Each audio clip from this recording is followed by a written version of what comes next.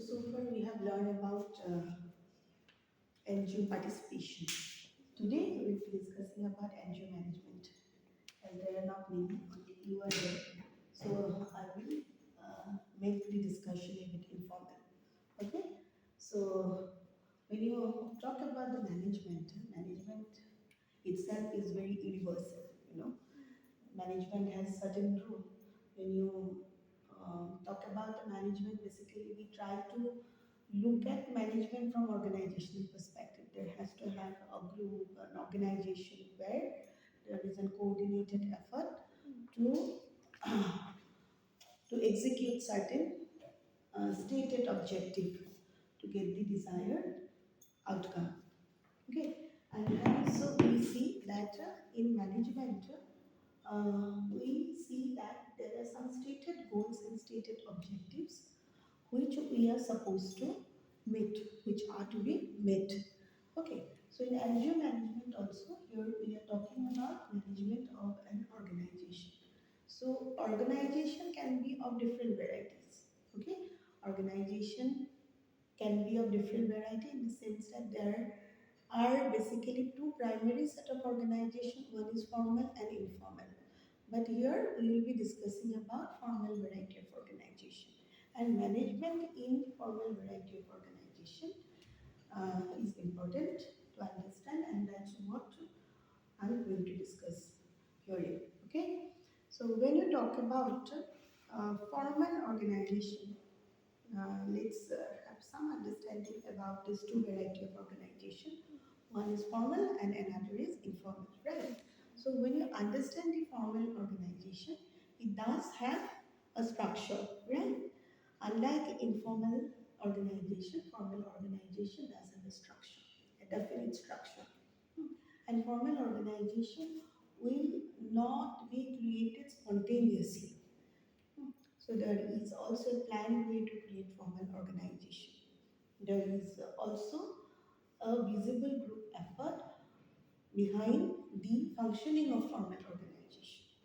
Okay, so when you talk about the formal organization, it is run through certain principles, and those very principles could be clubbed as management principles. Okay, the way a formal organization is being run. So when we talk about management, management is basically a process of performing certain tasks to achieve certain purpose and a goal which is already been stated. Okay, so it is a process of performing certain tasks to meet certain goal. So it is purpose oriented. So management is purpose oriented and management is universal. So the very basic features of management is that management is universal.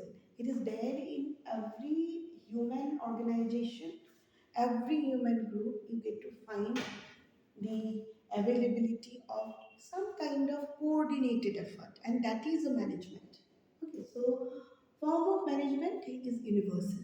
Then we get to see that management is purposive because it is also driven towards meeting those stated goals by executing certain tasks. Okay, and it is also said that management is a very integral process of a group.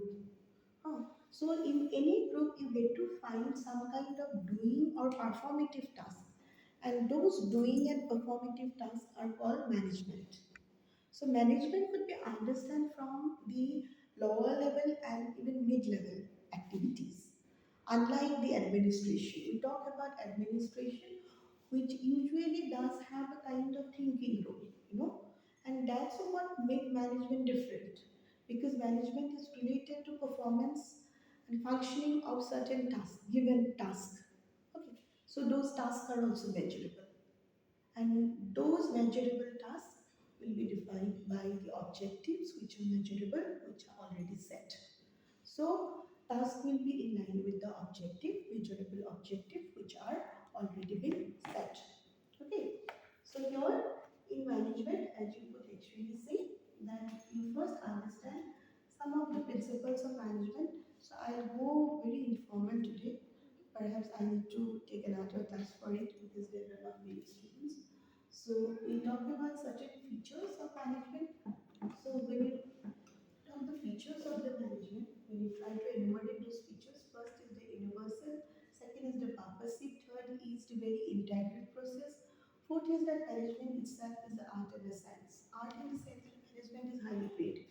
So when you say coordination of the activities, you communicate with the different human resources which are available, and also existing of resources, existing of laborers, existing of, you say, even the capital, and you coordinate those resource, labor and capital is itself is highly creative. So management is a creative task. It is a creative skill. As it is creative, creativity there in coordination. The way you coordinate the effort of its entity. So there are human resources, there are multiple people, there are people from varied backgrounds will be there. So they do have different skills, different physical ability, different mental ability. So how will you coordinate um, them on the basis of their ability, on the basis of their capability is also management, and that is an art. So it is management is creative in that case. Huh? And also you see that it involves certain principles. No? So it involves those theoretical concepts. Hence also it could be understood as art. And management is also science because it is all about application of those theoretical framework, huh, to meet the stated goal. And hence management is a science. Because in management, what we have actually found that in each and every organization there are certain objectives which have been set. And through coordination of effort and through different managerial principles, we try to meet those objectives and a goal. Huh. And here you see the objectives are measurable. And we measure the objective, then we define the task to different individuals. There is also a principle called division of labor and specialization. So based on the nature of the work, based on the capabilities of the people involved into that organization. So we divide the task. And then we also evaluate their task. We define, we carry out an evaluation, how far they have achieved the result. So this process itself is a scientific process. The way we set the objective, then we divide the task, then also the way the decision are being made. Even there are different procedures to make the decision. Okay, the way decision are being made, the way we implement the decision, the way it is monitored, and the way it is evaluated, and we manage the whole performance of the human resources is called management, and hence management is also a science because it is scientifically conducted. So management is both an art and a science. Okay, so we need to find that there are certain features of management. The very first feature is universal. Second feature is purposive. Third feature is being integral to the whole group process. Fourth is management is art. Fifth is management is science. Right? Management is different from administration because management is to do with the very performative task. It is all about performing a task. It is all about doing a task, implementing, executing, rather than thinking. You cannot invest more time in thinking. You need to do at any cost, so we say. So I cannot even say buy book or buy crow, so that will not be the right word, but you need to execute it. Okay? So hence it is more about doing. But when you talk about the administration, administration is more about thinking. Okay, and how management is different from administration is that management is also uh, influenced by the goals and policies of that organization. So it is very specific to one organization. The kind of goals which are being set, managerial tasks are also in line of that interest of meeting that goal. Okay, the kind of goals and objectives are being set, and management will perform in that line of task and also derive some policies for the greater benefit of those who are involved. So it is influenced by, management is influenced by the goals, objective and policies of one organization. But administration, so as I have already told you, administration and management are different. So you actually see administration different, as administration is more about public, it is run by, it is driven by this public opinion. So a public will not give a favorable opinion towards running about one organization, administration of one organization. It's in a bigger, like, spectrum, domain. Domain is bigger. Then definitely it will change the policy of management. Okay, administration will change the policy of the policies of the management if public opinion is not favorable to the execution of that task. Okay, so administration is always influenced by the public opinion, but the management is influenced by the stated goal, policies, and objective. Okay, and hence we actually say that administration is usually carried out by, we say, the top level managers, the top level people. And here the management is there right from the low level, middle level people, they usually do the management.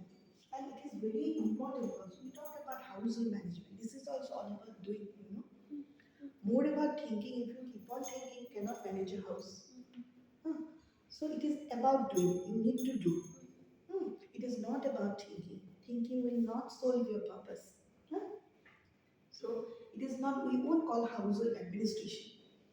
We call household management. Like that way, and NGO administration, we cannot say NGO administration. We call NGO management. And even in corporate, we call about management only. Because it is more about doing. Hmm. There is less scope of thinking, but there is more scope for performing. If one task is to be done, it is to be done.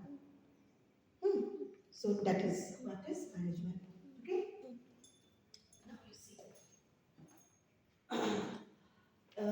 Very briefly, I am telling you. Perhaps I need to again repeat the things because they have not yet only over there.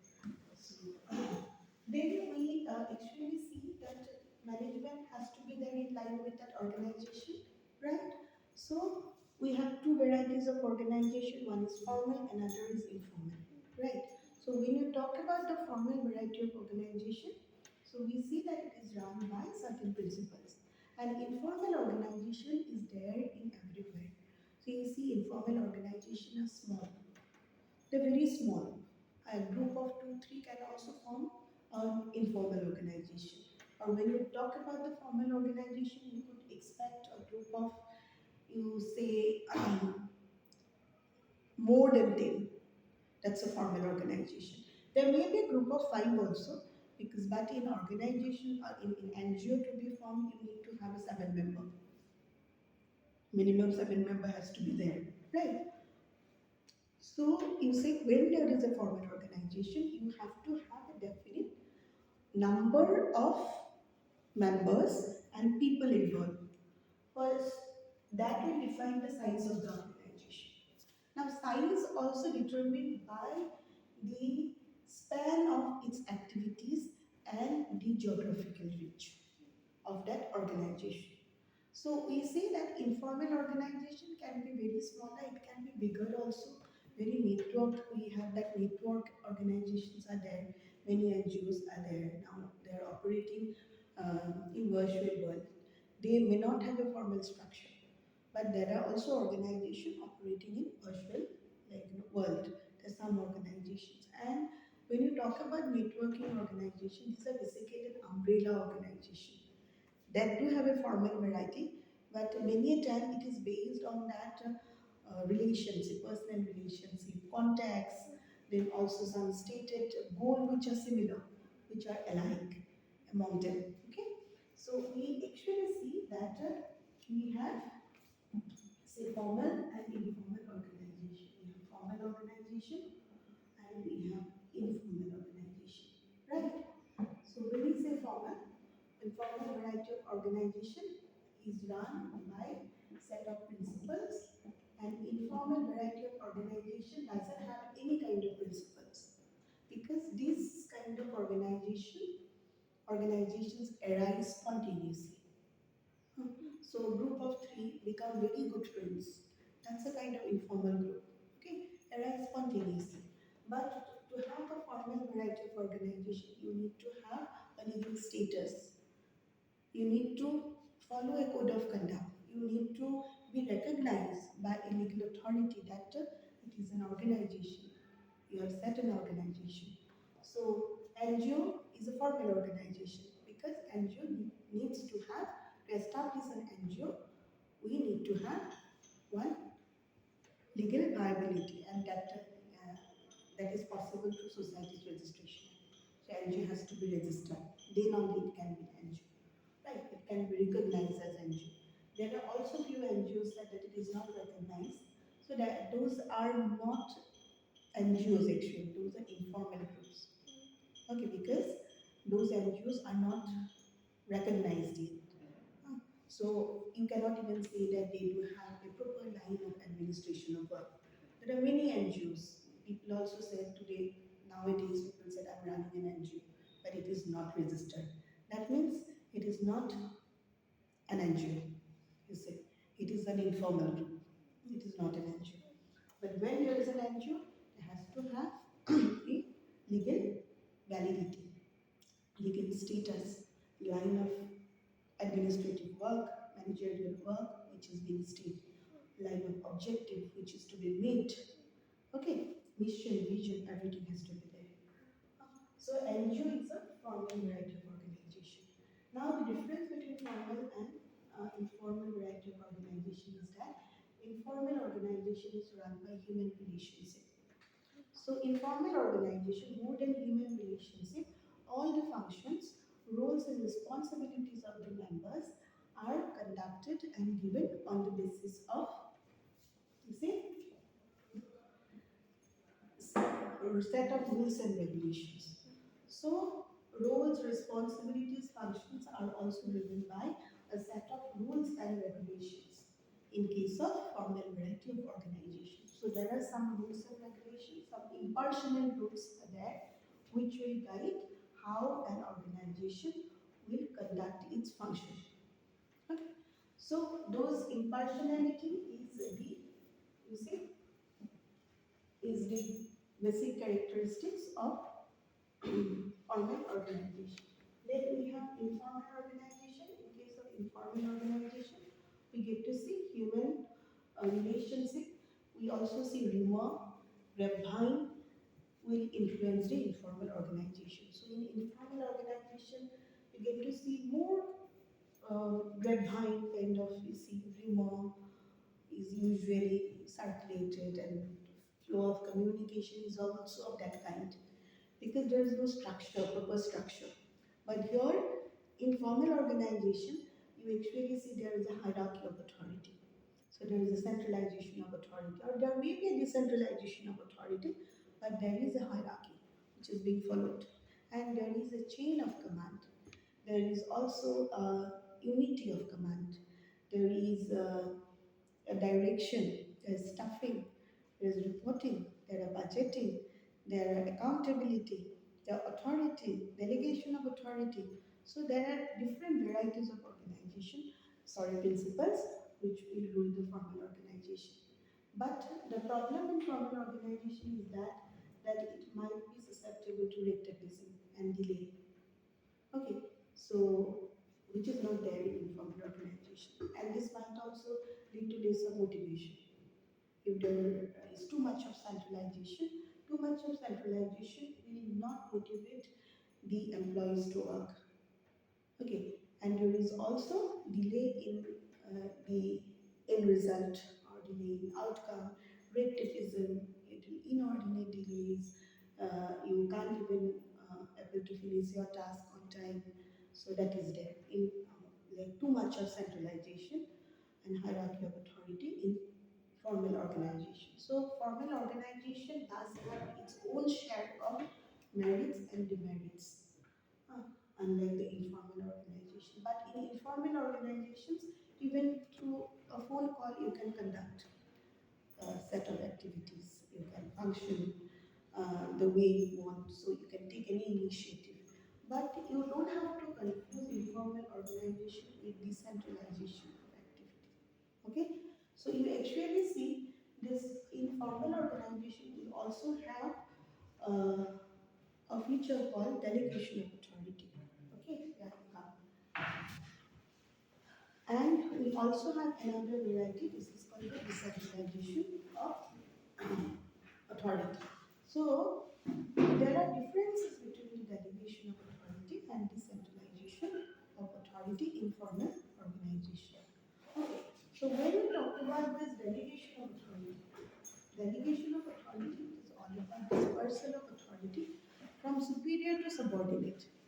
Okay, so that is what is delegation of authority, which is one principle of formal organization.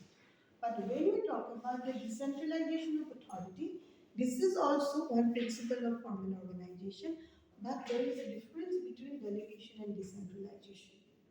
Decentralization is all about lessening of centrality of one organization.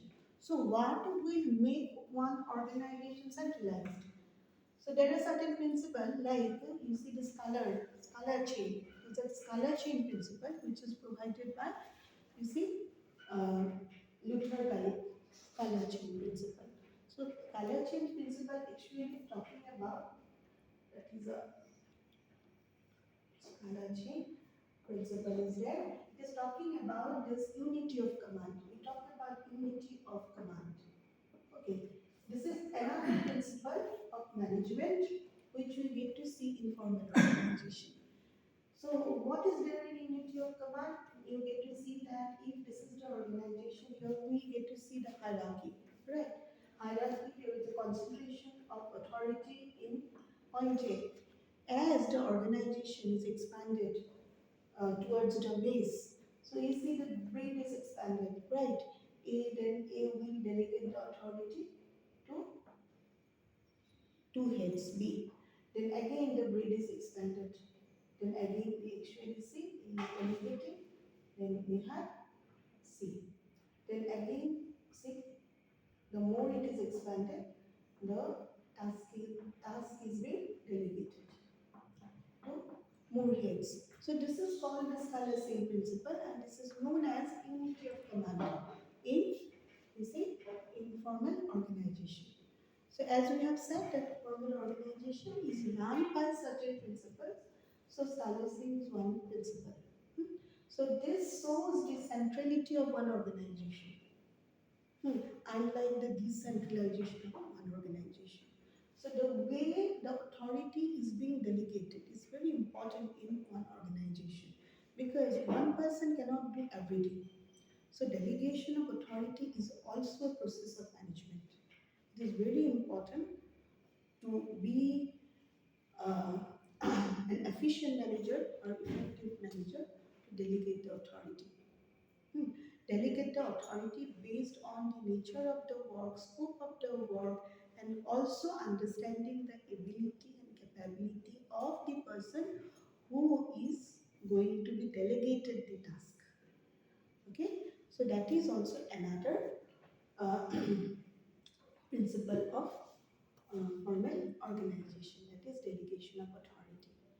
But you see that decentralization of authority is not an informal variety. It is not the characteristics of informal organization. Informal organization is of different kind altogether. Decentralization of authority is different because when organization is too big, then you see that decentralization is the end result of delegation of authority, you might say. Suppose organization have regional unit, the national organization have regional unit, local unit. So they would prefer to decentralize the authority rather than delegate the authority. Huh.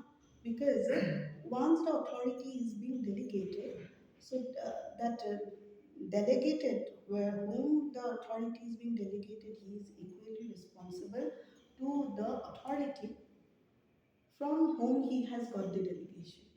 Okay, so it is about making a person accountable to the superior and accountable for the task which is to be delegated.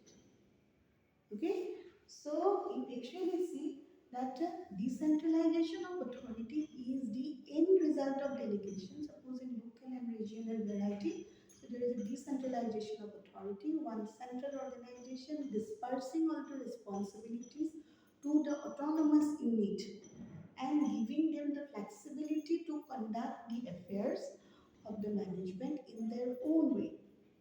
Okay, but here in delegation of authority, you see, and in terms of responsibilities, those autonomous units are not supposed to be answerable to the central organization.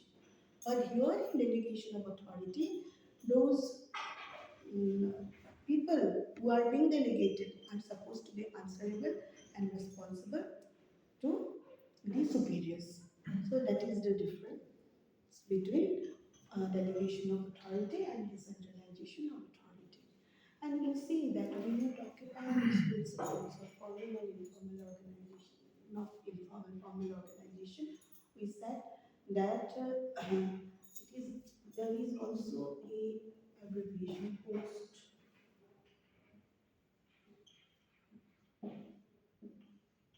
or it's a post or this is the Luther Gaelic version.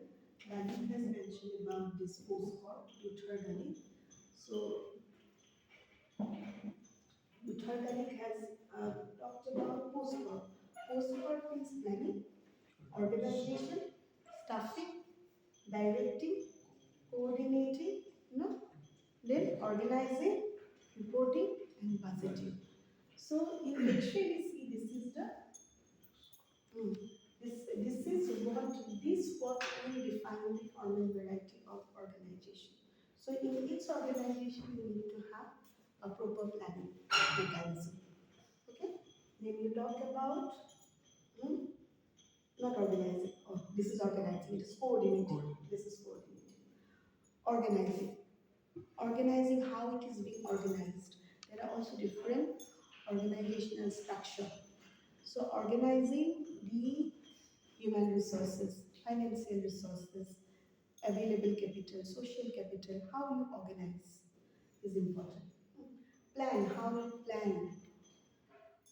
We have a futuristic goal. Planning has a different variety. We will discuss in another class. And I have also forwarded some of the recorded lecture module on planning, so you can go through this. And then we have stuffing. Stuffing is about recruitment. How you recruit these people. Directing. Directing about how we make people follow you. So you see that direction is also related to this unity of command and unity of direction. So there are a number of people which will be supervised by one boss. So you will be deciding how many people will be supervised by one boss and to get the command from that boss. And there cannot be two boss which will be giving the command to group of people simultaneously. There has to have only one boss who will be giving command to group of people. Okay, so that is a unity of command and unity of directions. There cannot be two bosses, okay, in one organization. Unity of command and unity of direction says that there cannot be two bosses in one organization. There has to be only one boss who will supervise and give direction to the group of people who will be working under him. Then you talk about the coordination. As I have already told you that coordination is the very creative art, the process of creativity in the management. So why management is an art? Just because management is all about coordinating. And hence we say that management is an art. So coordinating the effort of each member, coordinating the resources, coordinating the activities. Okay, so it's very, very important. Then also you see this reporting. It's important how we report. Subordinate will report the superior. Then you talk about the budgeting, how we budget, how we set the budget, decide the budget. So So these principles are important. Then also we have another set of principles by Henry Fair, 14 principles. Those 14 principles also involve the same, this hierarchy, centralization of authority. When you talk about the hierarchy, so we actually talked about this fallacy, hierarchy and centralization of the organization. So classical organizations are basically centralized organization, but now formal organizations are not that centralized. They also believe in decentralization. So their activities are decentralization. They want to expand their base and also give more, you see, more flexibility of working to the local unit, subordinate unit, and they can perform their task autonomously without being answerable and accountable to the superior unit or the chief or main actors who is sitting at a different location, because they are answerable to the people, to the client whom they are for whom they are working. Okay, so so that is the basic accountability. But you see that when organization is being structured, no? So you see that automatically certain form of accountability will be there. Like when organization is being formed, an organization has to be accountable to the client. It has to be accountable to the owner. It has to be accountable to uh, the staff and the members who are involved, the whole organizations and the people who are involved. So when I say organizations, basically each and every people who are involved in it. So they do have some kind of accountability. Huh. But when we say this delegation and decentralization, these are also two varieties of principles which you get to see in formal organizations. It will say that okay, in decentralization form of structure, we have less accountability to the superior. Okay. Then apart from this, we also have other kind of managerial principles, like we say in Henry Fayol has given emphasis on discipline. That is another, apart from salary chain, apart from you see responsibilities, budgeting, reporting, and planning. We talked about hierarchy, centralization of authority. He has given emphasis on discipline. Discipline is very important in formal organization. And second, Henry. Discipline. Henry. Sorry? What is the name? Henry Fair. No. Henry Fair. Henry Fair. So, okay. So discipline is very important, and he emphasizes on remuneration. A very well organized compensation plan is very important. Okay, so remuneration is being stressed double. One is remuneration, one is the discipline,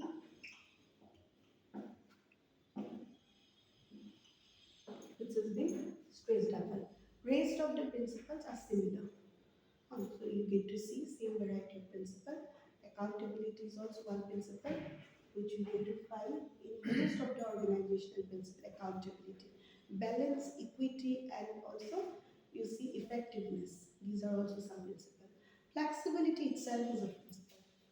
Okay, so when you talk about the balance between different departments, different organizations, the way they are allotted various tasks has to be balanced. Okay, so one department should not be overloaded than the other department. The way you divide the tasks, divide the work has to be balanced. Then you talk about this equity in terms of compensation. So equal, like in hours of work, then the condition of the work, okay, and then the fair payment is important, equity. And then efficiency and effectiveness is very, very important. Okay. So, when you say this effectiveness and efficiency, effectiveness is how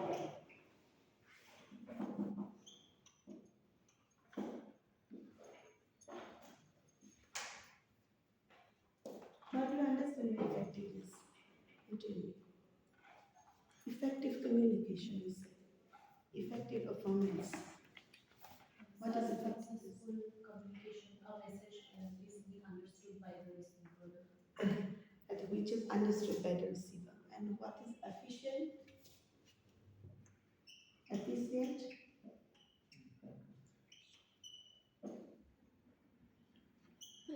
Strategic planning, a strategic communication plan. Yeah. Optimal utilization of resources and time is called efficient. And effectiveness is accomplished communication. The outcome. Accomplished communication and it is related to outcome. So these two are also important principles.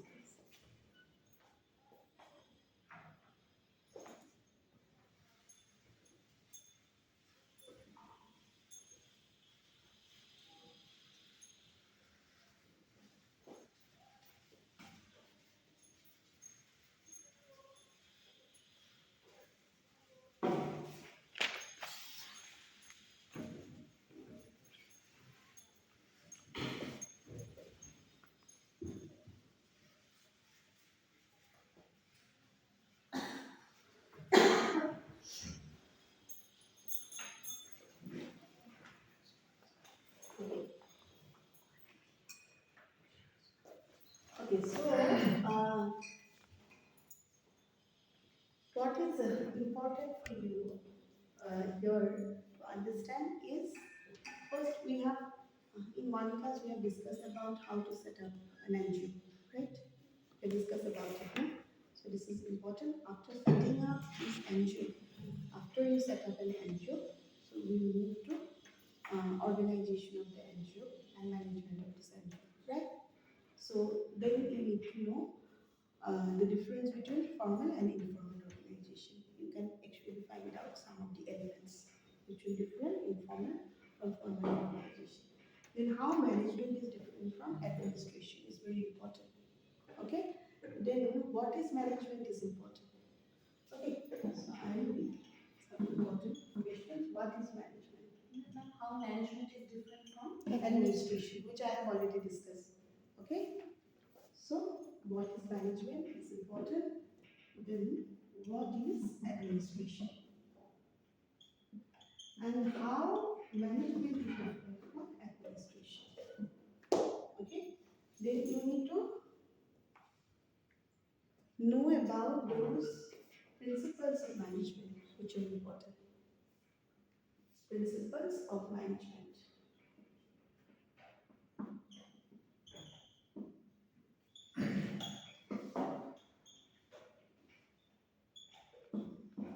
Principles of management is very important. And one more thing, when you talk about the formal and informal organization, as I've already told you, that formal organization, we have to have a structure and will be guided by those principles. But informal organization is based on human relationships, spontaneous communication. It can also be a group of 3 members, 4 members. So in any group can be kind of informal variety. Yeah, informal group. Group of 3. Group of 2 can also be an informal organizations. Okay? Because it is based on that human relationship and it is spontaneously formed. But here you see the authority and power concept lies in formal and informal organization.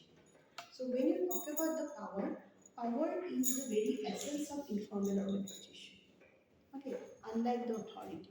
But here in formal organization, we don't talk about power, we talk about authority. And authority is a legitimate, that is also authority is legitimate because it is bestowed upon that chair to conduct certain function. Formality and authority, informal have power.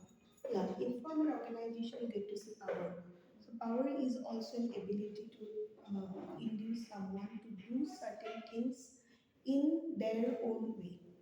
Huh. So when you talk about this power, power is also a de facto concept. So it is not legitimate most of the time. So you actually see in certain organizations, we also get to see that there might be some informal and informal variety. So apart from that structure, we also have some informal connections, right? And that is driven by this power. So there are some real wire puller who will get the work done. Huh? So those are actually powerful people. Okay? But when you talk about the authority is not related to power because this is legitimate, this is related to the chair. So authority can instruct the people who are being employed, they can order the people who are being employed by virtue of having that chair and that legitimate endowment which is coming from the very chair. Okay, so when you're talking about the authority is the essence of organization, but power is the essence of informal organization. Okay, so this is about. Okay. I'm not going to do more about it.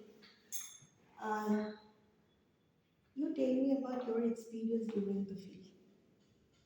Mansini. Yeah. Ma'am, during our visit, we had a discussion time, and mostly we did for many hours. It was discussion time only, and we raised many questions. And